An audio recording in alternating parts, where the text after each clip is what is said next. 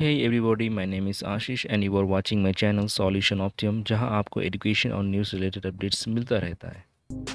ये जो तीनों टर्म्स एडवोकेट, बैरिस्टर्स, लॉयर्स है, सुनने में एक जैसा ही है। क्या इनके मीनिंग भी एक जैसा ही होगा? मुझे तो नहीं लगता।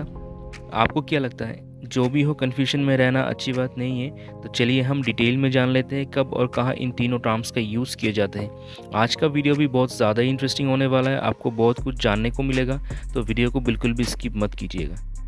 तो पहले हम जानेंगे ये तीनों नाम और डेजिग्नेशन कैसे मिलता है और किन्हें दिए जाते हैं। तो चलिए जानते हैं। लॉयर, बैरिस्टर, एडवोकेट, ये तीनों डेजिग्नेशन तभी मिलता है जब आप लॉ की डिग्री कंप्लीट करोगे, जिसे हम LLB कहते हैं। लॉ डिग्री 3 इयर्स और 5 इयर्स का होता है। LLB 3 इयर्स और BA LLB, BBA LLB, BCom LLB, ये सब 5 इयर्स इंटीग्रेटेड कोर्स है। चाहे आप 3 इयर्स या 5 इयर्स करो, आपको ये तीनों डेजिग्नेशन दिए जाते हैं। LLB का जो लैटिन टर्म है उसे लीगम बैकलोरियस कहा जाता है और यूजुअली हम इसे बैचलर ऑफ लेजिस्लेटिव लॉ कहते हैं। ये सारे थे बेसिक नॉलेज। तो अब हम आते हैं मेन टॉपिक में, लॉयर, बैरिस्टर, एडवोकेट कैसे बनते हैं। पहले हम जानेंगे लॉयर्स कौन है। एक लॉ ग्रेजुएट जो लॉ की पढ़ाई की हो इंडिया में, उसे लॉयर कहा जाता है। और एक लॉयर अपने क्लाइंट को कोर्ट में रिप्रेजेंट नहीं कर सकता है, मतलब केस नहीं लड़ सकता है। अब जानते हैं बैरिस्टर कौन है।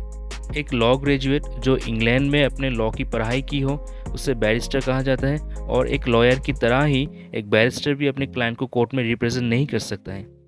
ये दोनों टर्म एकदम सिमिलर है। जो इंडिया में लॉ की पढ़ाई की है उसे लॉयर्स कहा जाता है और जो इंग्लैंड में लॉ की पढ़ाई की है उसे बैरिस्टर कहा जाता है। ये दोनों ही अपने क्लाइंट को कोर्ट में रिप्रेजेंट नहीं कर सकता है। तो किसके पास अपने क्लाइंट को कोर्ट में रिप्रेजेंट करने का पावर्स होते हैं? Advocate, senior advocate and advocate on record. Confuse मत होइए, मेरे चैनल को सब्सक्राइब कर लीजिए ताकि मैं आपके हर कन्फ्यूजन को दूर कर सकूं। तो चलिए जानते हैं। ये तीनों ही अपने क्लाइंट को कोर्ट में रिप्रेजेंट कर सकता है और ये तीनों ही लॉ ग्रेजुएट्स ही हैं और बार काउंसिल ऑफ इंडिया में एनरोल है BCI एग्ज़ाम देने के बाद। यानी बार काउंसिल ऑफ इंडिया का एग्ज़ाम होता है, वो क्वालिफाई करने के बाद ये तीनों advocate, senior advocate and advocate on record हो चुके हैं। पर ये तीनों का पोजीशन और रैंकिंग अलग अलग है। कैसे, आइए जानते हैं। तो पहले हम जानेंगे एडवोकेट कौन है।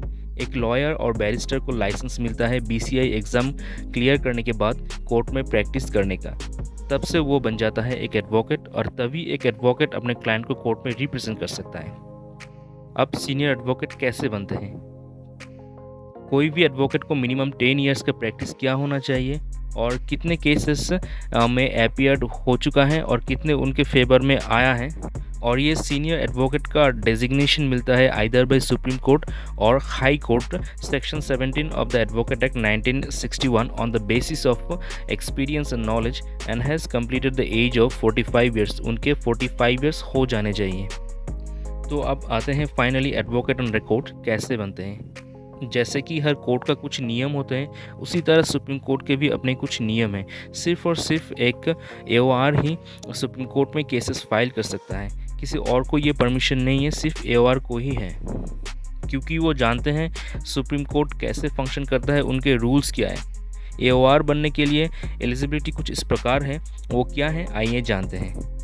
एक एडवोकेट को किसी भी कोर्ट में 5 इयर्स का प्रैक्टिस और 1 ईयर का ट्रेनिंग लेना पड़ता है एक AOR से, और वो AOR के पास खुद का 10 इयर्स का एक्सपीरियंस होने चाहिए।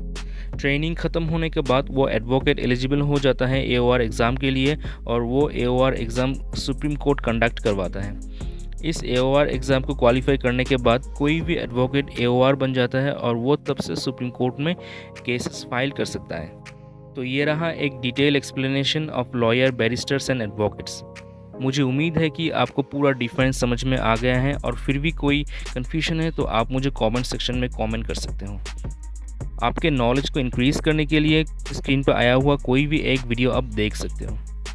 Thank you for watching this video.